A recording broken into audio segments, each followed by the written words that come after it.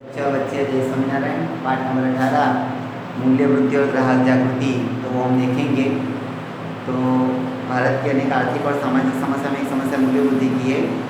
अर्थतंत्र में सभी क्षेत्रों में मूल्य में लगातार और नियमित रूप से ऊंची दूर से होती वृद्धि को मुद्रास्फीति कहते हैं, जो एक समस्या रूप है, परंतु स्थिरता में के साथ होने वाले मूल्य वृद्धि अर्थतंत्र के लिए पोषण रूप है। सामान्य रूप से मूल्य बढ़ने से नियोजक उत्पादकों का लाभ बढ़ता है। नफा रूपी अप्रत्याशित लाभ से उन्हें नए उत्पादकीय साहस शुरू करने का अवसर प्रदान करता है। उत्पादन खर्च में होने वाली वृद्धि मूल्य वृद्धि से कम होने से नफा का समयांतर बढ़ता है, जिससे उन्हें या पूंजी निवेश करने को प्रोत्साहन मिलता है।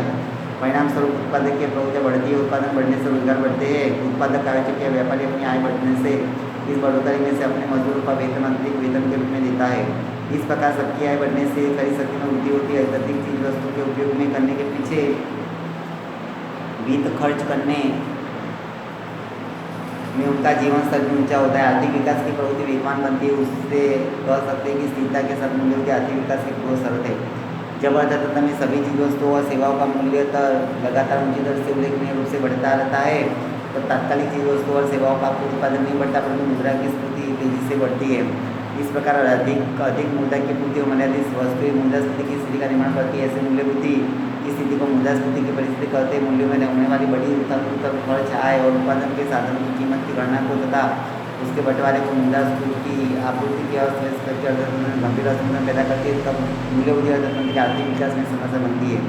हमेशा मूल्य वृद्धि मुद्रास्फीति नहीं होती है। कई बार अर्थतंत्र मुद्रास्फीति दर घटने के उपरांत बाजार में सामान्य प्रजा की आवश्यकता की चीज वस्तु और सेवाओं के मूल्य में वृद्धि होती है, जब अन्य क्षेत्रों में मूल्य स्थिर या घटने की वृद्धि पाई जाती है। मूल्य वृद्धि के कारण मूल्य वृद्धि के मुख्य दो परिबलों या अर्थतंत्र में चीजों वस्तुओं और सेवाओं की उत्पादन आपूर्ति में तात्कालिक वृद्धि नहीं हो सकने के कारण और उसके सामने जिसकी कुल मांग में तीव्र वृद्धि होने के कारण मूल्यों में सतत वृद्धि दिखाई देती है। उसके लिए निम्न कारण जवाबदार है। पहला, वृद्धि आपूर्ति में वृद्धि। अर्थतंत्र में वृद्धि आपूर्ति में तीन तरह से वृद्धि होती है। कमी पूरक द्वारा आधार नई मुद्रा के सृजन द्वारा मुद्रा के चलन वेग में वृद्धि तथा बाजार में मुद्रा की लेनदेन बढ़े। साख वितरण की नीति द्वारा धन की ब्याज दर घटाकर अर्थतंत्र में मुद्रा की आपूर्ति बढ़े, लोगों की आय बढ़े, क्रय शक्ति बढ़े, चीजों को सेवाओं की प्रभावकारी मांग बढ़े, परंतु उसके समय कुल आपूर्ति में वृद्धि होती होती है। सरकार योजना की और योजना के खर्च पूरा करने के लिए खाद्यपूर्वक नीति द्वारा नई मुद्रा का सृजन करके मुद्रा की वृद्धि बढ़ाती है। सरकार के प्रशासनिक खर्च, नियोजित खर्चों में, संरक्षण खर्चों में वृद्धि, कलाकारी योजना और मेलों उत्सव के खर्चों में, सार्वजनिक खर्च, निजी खर्च में वृद्धि करके बाजार में मुद्रा की आपूर्ति एकदम बढ़ती है, जो क्रय शक्ति बढ़ाती है, जो मूल्य वृद्धि पहुँचा ली जाती है। इस प्रकार क्रय शक्ति की वृद्धि मूल्य वृद्धि का कारण बनती है।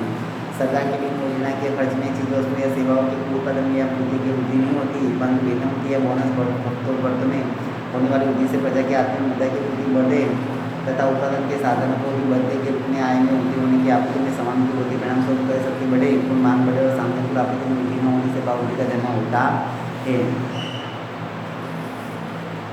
इस प्रकार मूल्य वृद्धि वित्त की आपत्ति में वृद्धि होने का परिणाम की और कारण भी है। बैंक द्वारा ऋण पर ब्याज पर घटाकर और बैंकों की नकद आकर्षित मुद्रा में वृद्धि करके बैंक सरल शर्तों पर कम ब्याज की दर पर सस्ते कर्ज या लोन के स्वरूप में प्रजा की आत्म मुद्रा की आपूर्ति में वृद्धि करती है, जो चीज वस्तु की मांग पर दबाव लाकर मूल्य में वृद्धि करती है। जनसंख्या वृद्धि। भारत में औसतन 1.9% की दर से जनसंख्या बढ़ती है। भारत की सन 2011 में कुल जनसंख्या 131 करोड़ दर्ज हुई थी, जिसकी कुल जनसंख्या में हुई तीव्र वृद्धि चीज वस्तु और सेवाओं की मांग में वृद्धि करके मांग आपूर्ति की स्थिति में बढ़ाती है। वस्तु की कमी उत्पन्न होने की वृद्धि होती है।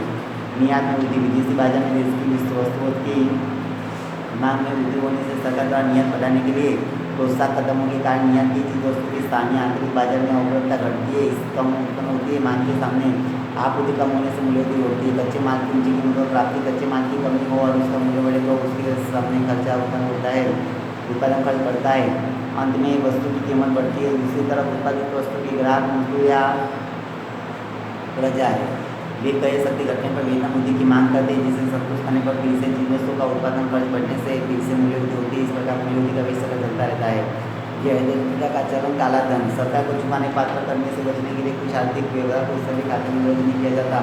कुछ लोग अपनी उच्च आय अथवा अतिरिक्त आय को छुपाते हैं। इस तरह हिसाबी खाते में दर्ज नहीं हुआ और जिस पर कर नहीं चुकाया हुआ ऐसी गैर हिसाबी आय को काला धन कहते हैं। यह काला धन रखने वाले लोग आयकर या सर्विस टैक्स के अधीन पकड़े जाने के डर से विधि का संग्रह करने के बदले जल्दी से जल्दी खर्च करने की भावना रखते हैं और अनावश्यक वस्तुएं खरीदते हैं। सभी प्रकार का काला धन मूल्य वृद्धि का पोषक रहा है। सरकार द्वारा मूल्य वृद्धि। सरकार समय समय पर प्रशासनिक आदेश देकर पेट्रोलियम उत्पाद और रासायनिक खाद्य चीजों कृषि बढ़ाकर और थोड़ा कमी करा, मुद्रा की आपूर्ति बढ़ती है जिसके कारण मूल्य वृद्धि होती है। इस प्रकार सरकार की मूल्य वृद्धि को जन्म देती है। प्राकृतिक कारण अतिवृष्टि, भूकंप, महामारी जैसी प्राकृतिक आपदाओं के कारण तथा युद्ध, तूफान, आंदोलन, हड़ताल, औद्योगिक अशांति के कारण, तालाबंदी जैसे मानवीय प्रयोगों के कारण उत्पादन घटता है और उसकी आपूर्ति पर विपरीत प्रभाव पड़ता है। आपूर्ति घटने के साथ मुद्रा की मात्रा से उसकी मांग पर दबाव, उससे मूल्य सभी वृद्धि होती है। कर चोरी, संग्रहखोरी और कालाबाजारी। कई बार आयात कर की ऊंची दर के कारण तथा कुछ वस्तुओं के आयात या निर्यात करने के कारण चोरी के विचार चोरी छिपकर कमी बढ़कर विदेशी सामान इसमें लाया जाता है, उसे दान चोरी कहते हैं। भविष्य में मूल्य बढ़ेगा, ऐसे अटकल या अफवाह या आगाही के कारण भविष्य में मूल्य वृद्धि का लाभ उठा ना सके तथा उसके सामने रक्षण प्राप्त कर सके, जिसके समाज के सभी वर्ग व्यापारी उत्पादक ग्राहक वस्तु का जत्था कम अधिक मात्रा में संग्रह करते हैं, जिसके कारण स्वरूप वस्तु की आपूर्ति पर दबाव पड़ता है। विद्युत कमी उत्पन्न होती है और बाजार में बहुत ही ऊंचे मूल्य वसूल करके लाभ की मात्रा बढ़कर प्रजा का लाभ उठाते उसे नफाखोरी कहते हैं। इस प्रकार संग्रहखोरी, कालाबाजारी और नफाखोरी जैसी और सामाजिक प्रवृत्तियाँ बाजार में चीज वस्तु की कमी उत्पन्न करती है, जो मूल्य वृद्धि के लिए एक जवाबदार कारण है। मूल्य नियंत्रण किस लिए? तो मूल्य वृद्धि ये जो कारण है, ये 8 कारण हमने इसमें अंदर पढ़े। मूल्य वृद्धि के कारण है वो तो पढ़ना ही और कुछ करना नहीं, इसमें समझने जैसा कुछ है नहीं। अभी मूल्य नियंत्रण किस लिए? मूल्य नियंत्रण किस लिए कर सकते हैं? सतत मूल्य वृद्धि कालतंत्र पर समाज के लोगों के जनजीवन पर व्यापक दूरगामी और विपरीत प्रभाव पड़ता है। इन प्रभाव से बचने के लिए मूल्य नियंत्रण की आवश्यकता होगी। मूल्य वृद्धि से होने वाले प्रभाव निम्नानुसार समझेंगे।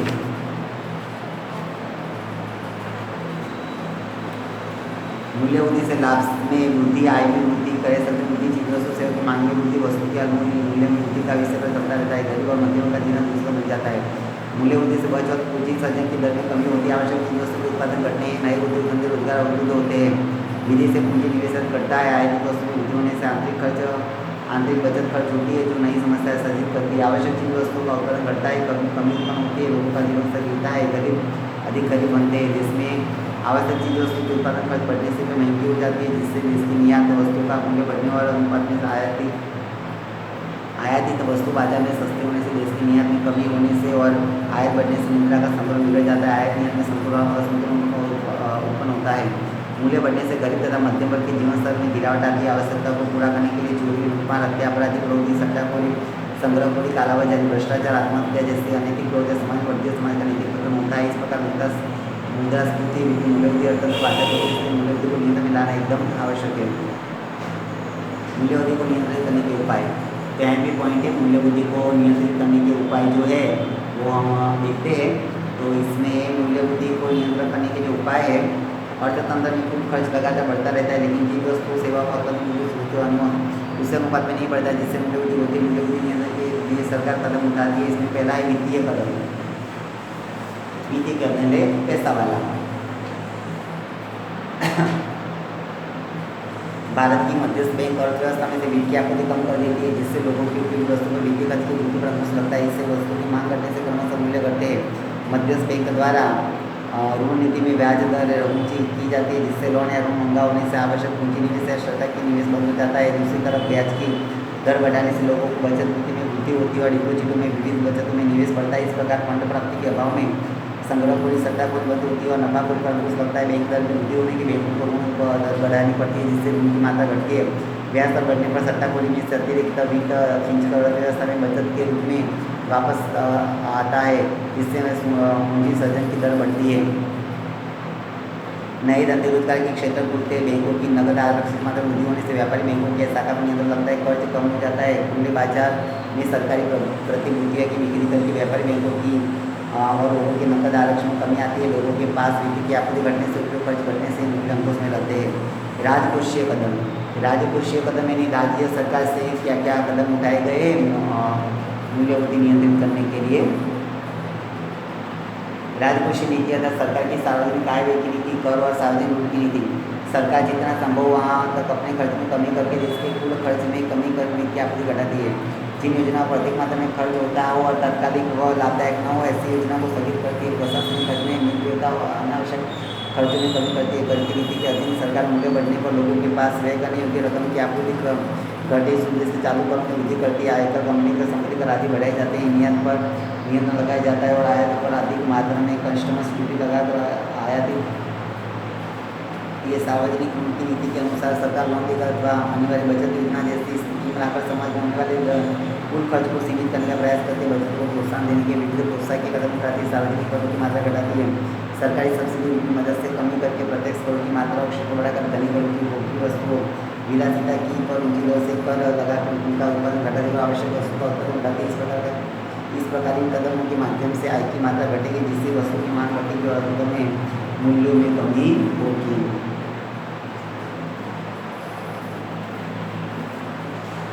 पूंजी निवेश पर अंकुश आवश्यक और अनावश्यक और मौजूद की वस्तु के पीछे पूंजी निवेश घटे इसके लिए लाइसेंस या परवाना पद्धति लागू करती है और उत्पादकीय स्वरूप के लिए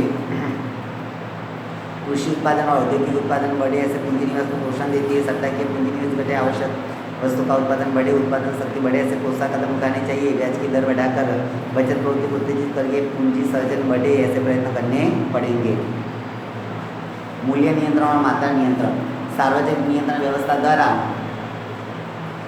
मूल्य अवधि पर अंकुश रखने की व्यूह रचना का एक कदम सार्वजनिक नियंत्रण व्यवस्था पीडीएस है जो भारत में 1977 में लागू की गई जिसका उद्देश्य समाज के निम्न आय समूह को अंत्योदय और गरीबी रेखा के नीचे जीवन जीने वाले मीडियम और गरीबी रेखा के नीचे और ऊपर कम आय वाले लोगों को आवश्यक चीज वस्तु उचित मूल्य की दुकानें द्वारा उपलब्ध करवाया जाता है। वर्तमान देश में लगभग 4.92 लाख उचित मूल्य की दुकानें हैं।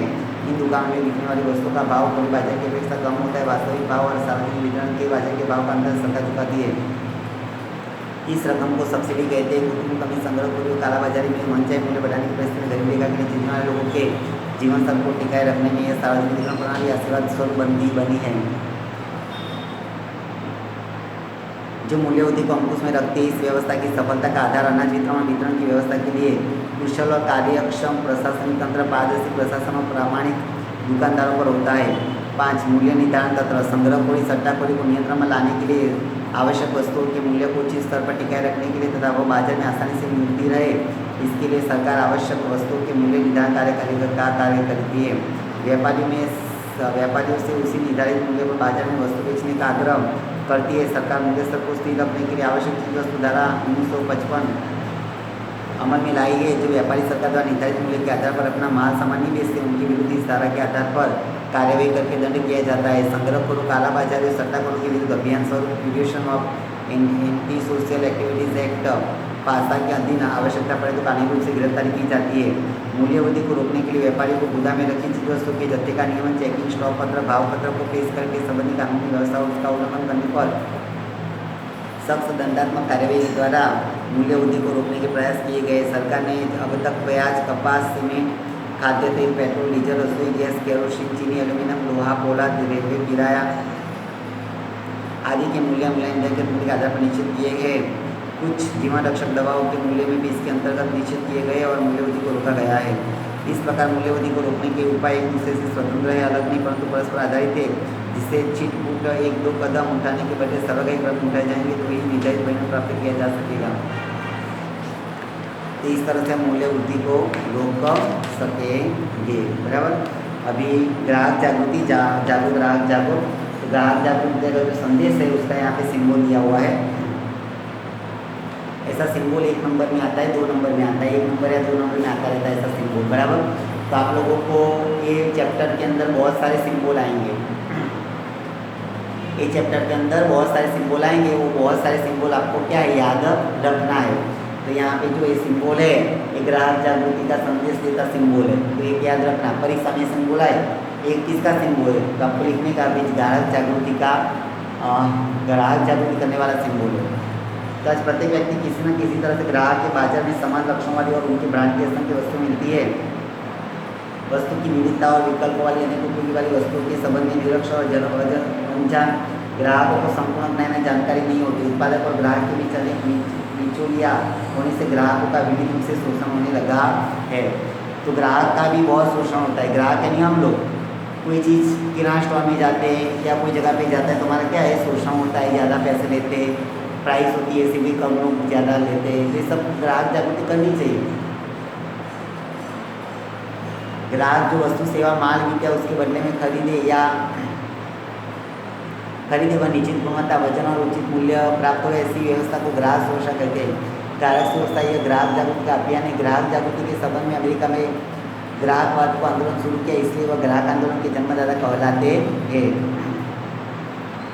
अमेरिका के अंदर शुरू हुआ, इसलिए ग्राहक का विविध प्रकार से होने वाला शोषण, उत्पादकों या व्यापारियों द्वारा ग्राहकों का विविध प्रकार से शोषण होता है, जो निम्नानुसार है। ग्राहक को पैकिंग पर लिखे इसे कम वजन देकर, पैकिंग पे लिखा होता है इससे कम वजन देते कई बार, हल्की कमी या नकली वस्तु माल या सेवा देकर, कई बार नकली वस्तु आती है, ठीक है।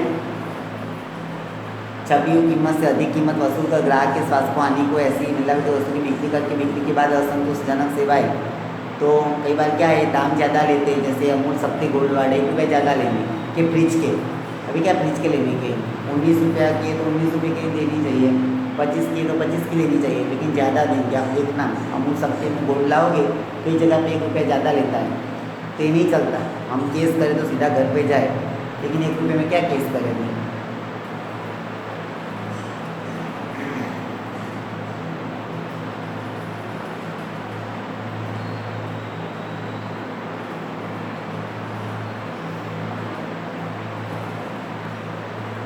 फिर मिलावटी चीज़ भी मिलती है, मिलावट वाली बहुत सारी चीज़ मिलती है, तो इसमें भी हमको ग्राहक जागृति करनी चाहिए। बिक्री के बाद असंतोषजनक सेवाएं निर्धारित शर्तों या मानदंड के अनुसार नियमकारी चीज वस्तुओं और सेवाओं की पूर्ति न करके बैंक, बीमा, टेलीफोन, डॉक्टरी सेवा या सेवा में लापरवाही युक्त व्यवहार, ग्राहक के साथ दुर्व्यवहार, मानहानि, ऐसा विक्रेता या व्यापारी द्वारा व्यवहार में लुभावने, भ्रामक विभागों द्वारा वस्तु की सही पसंदगी में ग्राहक के साथ धोखाधड़ी होने के कारण भ्रष्ट विक्रय कला द्वारा वस्तु का विक्रय, जिससे ग्राहकों को शारीरिक और मानसिक नुकसान भोगना पड़े। इस प्रकार के नकली माल सामान बेचकर तथा कृत्रिम कमी उत्पन्न करके अपूर्ण जानकारी देकर ग्राहक का शोषण होता है।